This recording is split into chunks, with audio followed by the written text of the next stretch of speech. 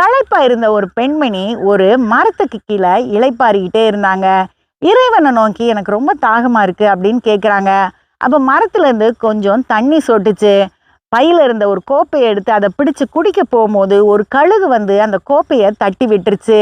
இவங்க கோவத்தோட கடவுள்கிட்ட ஏன் என் தாகத்துல தலையிடுறீங்க அப்படின்னு கேட்டாங்க.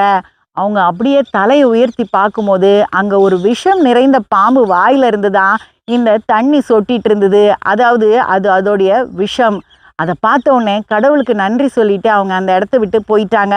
சில சூழ்நிலைகள் நம்ம வாழ்க்கையில வரும்போது நம்ம கடவுள் மேல கோவப்படுறோம். அது நிச்சயம் நம்மளை பாதுகாக்கிறதுக்காக தான் இருக்கும்.